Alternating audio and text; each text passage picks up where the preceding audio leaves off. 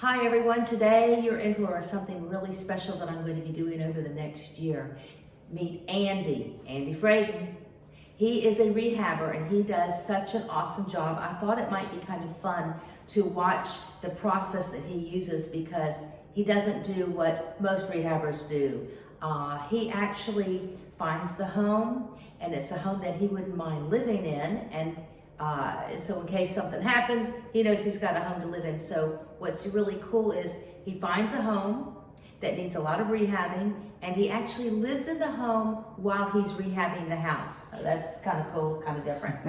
And it's funny because I watch him sometimes, some of the selection of the things that he uses to put in these houses, and I go, no, that's too much. But you know, those are times where I'm overruled and he does an awesome job. So what you're going to be looking at today, right now, is he has just sold this particular home that he rehabbed. It took him about a year, about, so say 10 to 12 months to actually rehab this house. It had holes in the ceiling. It had walls where, to make little boxy rooms, and he's opened up the wall. Actually, we're standing where there used to be a wall. And as you can see, he's made an incredible looking kitchen. It's super nice. This is what year is this house? The 1940s? Early 50s. 51. Early 50s. So, hey, the house is older than me and you. And he has done an awesome job on this. This kitchen was the tiniest little thing you've ever seen, and it was old and yucky. And now he's just made it absolutely beautiful. Tell us some of the things that you put in this house. I see there's butcher block and... Okay. Mostly one with the stainless theme, butcher block, subway tiles. What else? You've got new floors. These floors were rotten in the kitchen. I had to completely replace the flooring in here. And the stove, what he did, which was pretty cool, I'll bring the camera a little closer so you can see it, is he put one of those pot fillers in there, you know, so that you don't have to bring your pot all the way to the kitchen sink. So you just fill your pot right here from the stovetop. It's pretty cool. And it's not just your regular oven. Isn't this like a convection oven? Induction, yes. Induction, okay. Induction, yeah. Okay, so, and you can see he's got some modern touches here. So this is just the kitchen that we're looking at. He's done some incredible things to this entire home.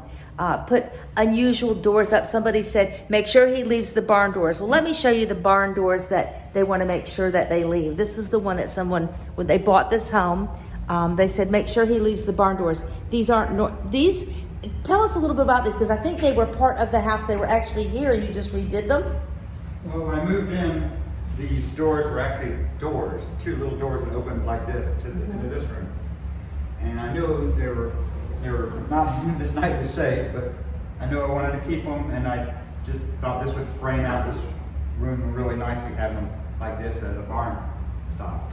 So he's got an eye. All I can tell you is I showed a couple this house, and now every home that they saw after this house, they didn't buy this one because it was already purchased, but every house that I showed them, they said, well, what would Andy do to this house? It was that's pretty flattering. This is, they ended up with a home out in Riverside. So today what we're going to do is, this house is sold, this is finished. I'll post some pictures online of what the befores were so you can see these afters.